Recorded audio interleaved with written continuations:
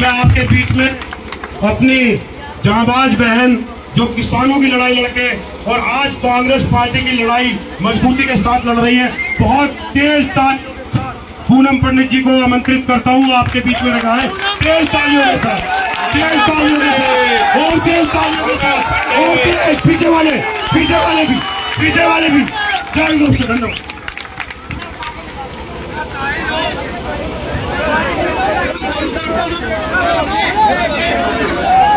सम्मानित मंच और इस मंच पर बैठे जितने भी मेरे बुजुर्ग, मेरी बहन बैठी हुई है, नौजवान साथियों सामने खड़े हुए, और हमारे उत्तर प्रदेश के शांति बना करके रखे भैया, जो हमारे उत्तर प्रदेश के महासचिव हैं भाई बदल जी, और हमारे बीच में हमारे नोएडा से चलकर आए दिनेश अवाना जी, हमारे बीच में पूर्व महानगर अध्यक्ष भाई शहाबुद्दीन जी, हमारे बीच में हमारे भाई नसीम जी जो बड़ी खूबसूरती से आपको पत्रों से बखान कहला रहे थे, और हमारे बीच में हमारी प्रत्याशी, और मैं आप सभी का धन्यवाद करती हूँ कि आप सभी बारिश में भी यहाँ पर डटे रहे और अड़े रहे और मेरे लिए खड़े रहे।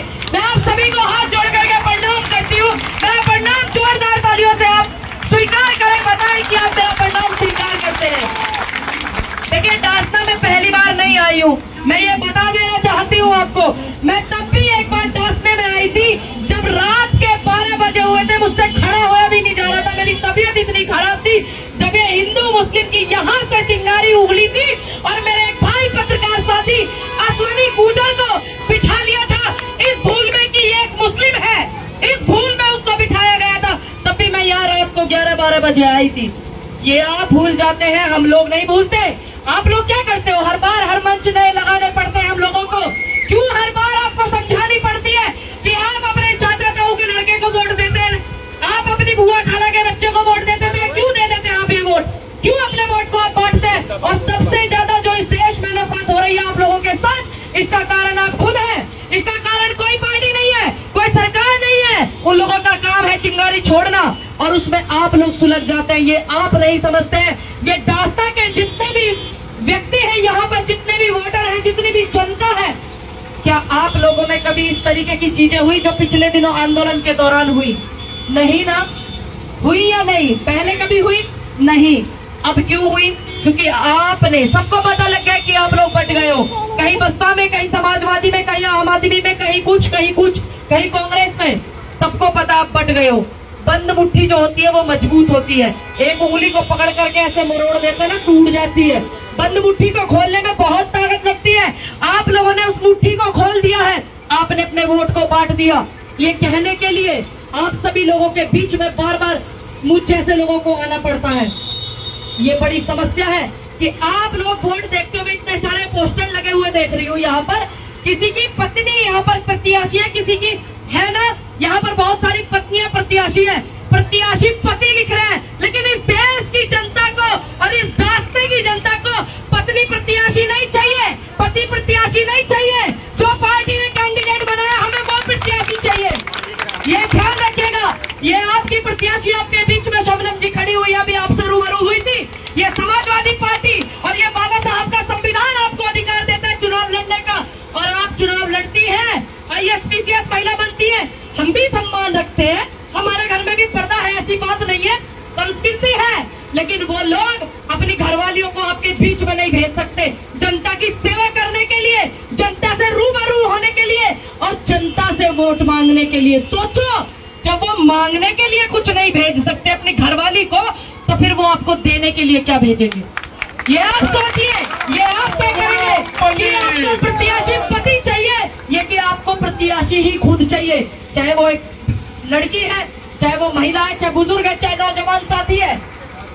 जिस भी मंच पर अगर प्रत्याशी आपको न दिखे, मैं खुले मन से बोल रही हूँ, सबके घर में पर्दा है, हिंदुस्तान में पर्दे की संस्कृति है, और माँ सीता उनकी नाक की बाली खो गई थी, उसको पहचान भी नहीं पाए थे लखन जी, इतना पर्दा है हम में भी। लेकिन जब हमें बाबा साहब का संविधान मिला है, संविधान में चुनाव लड़ने की अनुमति मिली महिलाओं को अपनी मर्जी से कपड़े पहनने का अधिकार है, चाहे वो पैंट शर्ट पहने, चाहे वो ये कपड़े पहने, कुछ भी पहने, जब इसका अधिकार आपको संविधान देता है, चुनाव लड़ने का संविधान देता है, महिलाओं को IAS PCS बनने का देश की प्रधानमंत्री इंदिरा गांधी जी रही थी, ये संविधान आपको देता अधिकार, तो फिर वोट मांगने को नहीं आओगे भाई? तो कहीं को नहीं आओगे वोट मांगने? ये भी पूछने का अधिकार है जब भी कोई आपके घर पे आए वोट मांगने के लिए।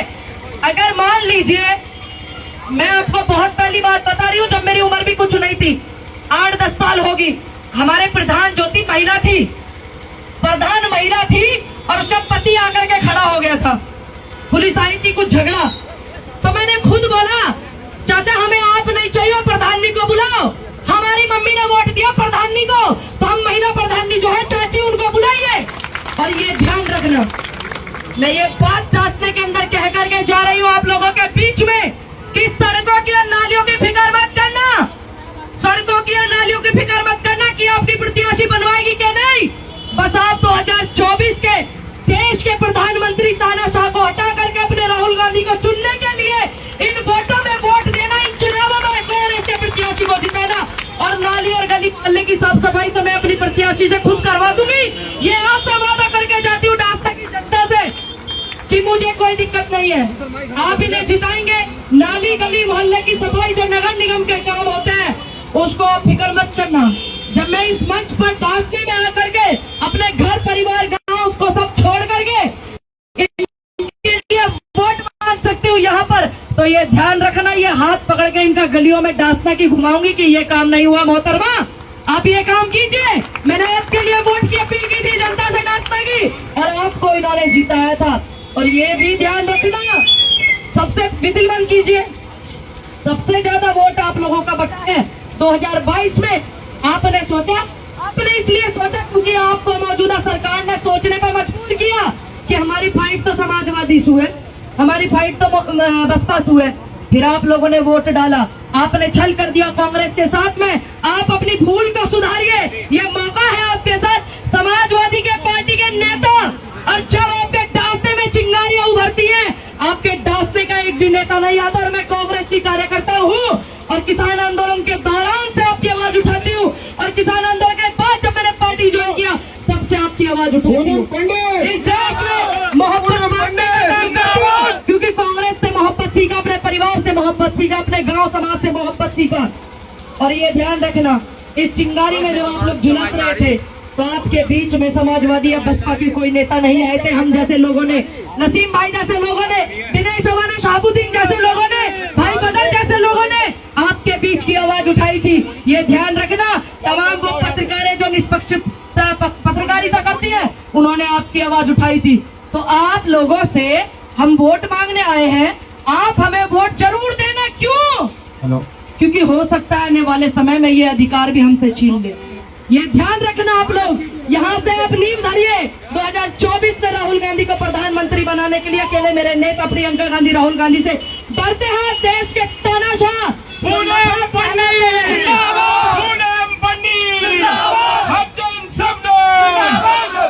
जो नफरत फैलाते हैं, वो लोग डरते हैं आपसे। ये ध्यान रखना, क्योंकि मैंने सीखा अपने बुजुर्गों से, मैंने अपनी माँ से। हमारे बीच में एक महिला ऐसी भी है, राकेश ढाका जी, उनसे, बहुत लोगों से, बुजुर्गों से सीखा मैंने कि जिसका जमीर जिंदा है और जिसकी इंसानियत जिंदा है वो सनातनी है, और जिसका ईमान जिंदा है वो मुसलमान है। ये ध्यान रखना, जिसका ईमान जिंदा है। कांग्रेस पार्टी ने इस देश पे उपकार किया, फिर देश की जनता ने कांग्रेस पार्टी पर उपकार किया। अब माहौल जो है आप देख रहे हैं, नफरत फैलाने का माहौल। आप लोग अपने वोट बांटते हो, इसलिए सबसे ज्यादा नफरत किसके साथ हो रही है 2014 के चुनाव के बाद में? बताइए आप, किसके साथ हो रही है? आपके साथ हो रही है? नहीं हो रही है ना? या यहाँ सुकून में महसूस हो रही है ना? बोलते क्यों नहीं हो? फिर हो रही है ना? फिर आप इस बात को अगर नहीं समझोगे, आप अपने ईमान को जिंदा रख। पूनम पंडित जिंदाबाद, पूनम पंडित जिंदाबाद। अगर आपने कांग्रेस पार्टी में, ये आपको भी पता है, आपके बुजुर्गों का भी योगदान लगा हुआ है इस देश को आजाद कराने में। मैं कहती हूँ कि मेरे बुजुर्गों का योगदान लगा है, इस मिट्टी में खून बहा है मेरे बुजुर्गों का। अगर आपके बुजुर्गों का भी इस मिट्टी में खून बहा है, तो पीछे तक हाथ उठा करके मेरी प्रत्याशी शबनम को समर्थन दीजिए। पीछे तक हाथ उठा करके पूनम पंडित,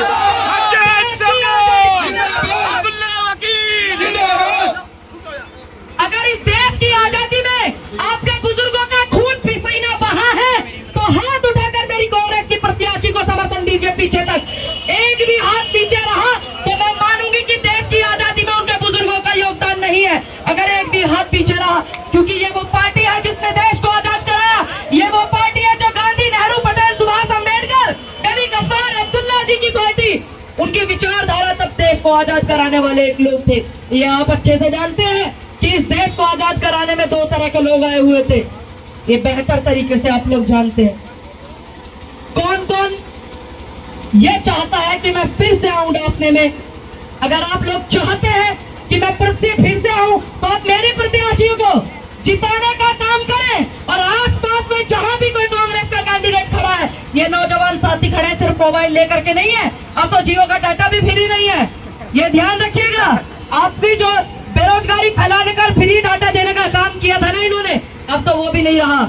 आप लोगों का काम है कि आप आवाज को बुलंद करें, अपनी वोटों को ना बटने दें। जो सम्मान इस देश में कांग्रेस ने देश को दिया है और आप लोगों को दिया, इस भारत की जनता को दिया है, नौजवान को, और हम जैसी बेटी और ये शबनम जैसी बेटियां आज जो चुनाव लड़ सकती हैं, ये संविधान के और कांग्रेस पार्टी की देन है। ये लोग महिला विरोधी है, ये भी आप ध्यान रखिएगा। आपकी महिलाएं जब दिल्ली में बैठी थी ना, तो डंडे बजाए जा रहे थे। इस बात को आप मत भूलना और ये ध्यान रखना। प्रियंका गांधी जी बैठी थी आपकी महिलाओं के समर्थन में और उन्होंने गालियां खाई थी, उन्होंने गालियां खाई थी। ये ध्यान रखना, इस भूलना मत, क्योंकि ये ऐसे लोग हैं, ये हर बेटी को, ये देश के पूर्व प्रधानमंत्री राजीव गांधी जी की पत्नी श्रीमती सोनिया गांधी जी का अपमान कर सकते हैं। अगर आपकी एकता नहीं रही इस हिंदुस्तान के अंदर, तो ये ध्यान रखिएगा कि आप तो सिर्फ जनता है या आपका क्या हाल करेंगे। ये आप मत भूलना कि आपने इनको 22 में वोट नहीं दिया, आपकी सरकार नहीं है, तो आप कमजोर है। कांग्रेस का एक एक कार्यकर्ता इनकी आंखों में आंखें डालकर इनसे सवाल करता है, क्योंकि हमारे नेता भ्रष्ट नहीं है, इन्होंने बहुत बदनामी करने की कोशिश की। अगर आप लोग मेरे प्रत्याशी, कांग्रेस के प्रत्याशी को जिताते हैं, तो मैं आपसे वादा करके जाती हूँ कि जिस निष्पक्षता से इस देश में देश की जनता की आवाज उठाती हूँ, देश के भाईचारे को बरकरार रखती हूँ, उसी आवाज को मैं सदा उठाती रहूंगी। ये भी आप ध्यान रखना, कहीं ऐसा ना हो जाए कि ये लोग 2024 में फिर से आ जाए और आप लोगों को आवाज उठाने का मौका भी न दें। ये आपको समझने की जरूरत है। ये जो आपका वोट बढ़ता है ना 4 पार्टियों में, ये कारण आप खुद हैं कि जो आप लोगों के साथ इतनी नफरत होती है। क्या दिखते हैं आपके 4 बार के मुख्यमंत्री बनाया था आप लोगों ने, वोट देकर के समाजवादी के, बसपा के मुख्यमंत्री आपने 4 बार बनाए। वो लोग आपके बीच में आते हैं जब आपके साथ कुछ होता है। एक ट्वीट करने से राजनीति नहीं होती, जनता के बीच में जनता के नेता को जाना पड़ता है। चाहे वो हाथरस कांड हो, चाहे वो लखीमपुर कांड हो, चाहे वो किसानों का मामला हो। मेरी नेता प्रियंका गांधी और राहुल गांधी जाते हैं किसान आंदोलन को समर्थन करने के लिए। सबसे पहले मेरे नेता राहुल गांधी ट्रैक्टर ले थे, ये सब आपको पता है। ट्रैक्टर लेकर के वो चले थे पंजाब से, और आज दिल्ली में जंतर मंतर पर हमारी बहनें जो मेडल लेकर के आती है, वो आंदोलन कर रही है भारतीय जनता पार्टी के ब्रजभूषण के खिलाफ। कोई नेता उनको नहीं देखता, तो मुझे गर्व है इस बात का कि मेरी नेता वहां पर पहुंची देने के लिए। हम लोग वहां पर गए और उनको समर्थन किया। क्यों? हम जानते हैं वो देश का स्वाभिमान है, वो मेडल लेकर के आई है, देश की इज्जत बढ़ाई है उन्होंने। इन नेताओं को बस अपने नेताओं की फिक्र है। आप लोगों से फिर कह के जा रही हूँ, यहाँ डासना की जनता से आप अपने वोट को मत बांटना। मैंने अपने लोगों को बहुत समझाया और समझाने की बार बार कोशिश करती हूँ। आप मेरे अपने, अगर मैं आपको नहीं समझाऊंगी तो मैं किसको समझाऊंगी? फिर आपके लिए मुकदमे, हेलो, फिर आपके लिए सिर्फ मुकदमे लेने, आंदोलन खाने, डंडे खाने, ये काम ही नहीं रह जाएगा हमारा। इस देश में किसान के ही बच्चे को आप अधिकार देना, जो आपके बीच के हो उनको ये अधिकार देना कि अगर वो आपके लिए मुकदमे खाए, डंडे खाए, आपके लिए लठ खाए, तो आप उन्हीं को जिताना, ताकि वो आपकी आवाज और आपके दर्द को समझ सके। मैं आप लोगों से निवेदन करती हूँ, आने वाली 11 तारीख को मेरी प्रत्याशी शबनम और हमारे भाई अब्दुल्ला जो उनके पति हैं, वो मिलकर के, मुझे इस बात का भी बहुत गर्व है कि उन्होंने अपनी पत्नी को आगे किया और आज वो मंच पर लेकर के आए हैं। ऐसे भाई होना भी जरूरी है, जो अपनी पत्नी, अपने बहन, मुझे अपने भाई पे भी गर्व है, मुझे अपनी माँ पे भी गर्व है कि आप लोगों की आवाज उठाने के लिए मुझे आप लोगों के बीच में भेजती है। ये आप ध्यान रखना कि जिस तरीके से एक बहन आपके बीच में खड़ी, अपनी बेटी अगर कोई आवाज बुलंद करती है, तो आप उसको समर्थन करना, आप उसको सपोर्ट करना, ताकि आपके बीच की आवाज उठा सके। अगर मानो कि दुनिया सारी एक जैसी हो जाए, नफरती बिल्ले थोड़े कम है, मोहब्बत के ज्यादा है हिंदुस्तान में, तभी ये लोग पनप नहीं पाते हैं। मान लीजिए अगर मेरे भाई भी, मेरी माँ भी ये कहते कि तू मत उठा किसी की आवाज, तो कितना गलत हो जाएगा, है ना। किसी न किसी को तो आवाज उठानी पड़ेगी। मैं अब्दुल्ला भाई का भी धन्यवाद करती हूँ कि उन्होंने अपनी धर्मपत्नी के कंधे से कंधा मिला करके साथ खड़े होकर के अपनी पत्नी का साथ दिया और सहयोग किया। और आने वाली 11 तारीख को जब आप इनको जिताएंगे, वोट डालेंगे, तो वो हर चीज याद रखना कि आपके नेता अगुवाई करने वाले, उनके साथ क्या क्या हुआ है, सरकार ने क्या किया है। समाजवादी पार्टी के नेता नहीं जाते, बसपा के नहीं जाते, हम जैसे लोग जाते हैं, हम जैसे लोग आपके लिए बोलते हैं। ये आप ध्यान में रखना। अगर आपने 5 तारीख को योगी जी आ रहे हैं यहाँ पर, वो आप ये तय करने आ रहे हैं कि आप अपना वोट कहाँ डालोगे, ये तय करने आ रहे हैं कि वो आप अपना वोट कहाँ डालोगे, ताकि वो आपके वोट को बांट जाए हिंदू मुस्लिम में। ये ध्यान रखना, आप उनके वोटों में मत बटना। जिस दिन आप अपने वोट को अपनी मर्जी से कांग्रेस पार्टी के लिए डाल देंगे, ये ध्यान रखना, ये मुकम्मल हिंदुस्तान है, ये वही होगा जैसा हम चाहेंगे, जैसा जनता चाहेगी, जैसा संविधान चाहेगा। हम लोग जैसे प्रेम भाव से रहते हैं, इसका एक ही तरीका है कि यहाँ से आप नगर पंचायत के अध्यक्ष चुनाव जिताएं मेरी प्रत्याशी को, और फिर 2024 की नींव को मजबूत करें। आप लोगों से बार बार अपील कर रही हूँ कि आप अपने वोट को मत बांटना, वरना हम जैसी बेटियां भी आपकी आवाज उठाने के लायक नहीं रहेंगे। ये आप ध्यान रखिएगा। आपसे पूछ करके जा रही हूँ और आप लोगों से वादा भी करके जा रही हूँ कि मैं वादा खिलाफी नहीं जानती हूँ, मैं वादा खिलाफी नहीं जानती हूँ, तो मुझे वादा खिलाफी पसंद भी नहीं है। अगर आप लोग मेरी बात से सहमत हैं, तो आप मुझसे वादा कीजिए कि आप मेरी प्रत्याशी को वोट डालेंगे और डलवाएंगे हाथ ऊपर करके। और ये ध्यान रखना, मैं वादा खिलाफी नहीं करती ना मैं जानती हूँ, ये ध्यान रखिएगा। मैं आप लोगों से बहुत धन्यवाद करती हूँ आप लोगों का कि आपने मुझे इतने अच्छे से सुना, और इतनी बारिश में भी आप लोगों ने इस पंचायत को, इस सभा को सफल बनाया। बाकी और भी यहाँ पर सभा थी, सब कैंसिल हो गई। ये सुंदरता है मेरे भारत की, ये सुंदरता है मेरी कांग्रेस की। एक एक कार्यकर्ता यहाँ पर खड़ा रहा और यहाँ पर डटा रहा। अगर यहाँ बारिश 6 घंटे भी पड़ती तो मैं आपसे वादा करती हूँ 6 घंटे यहीं खड़ी होकर बोल करके जाती।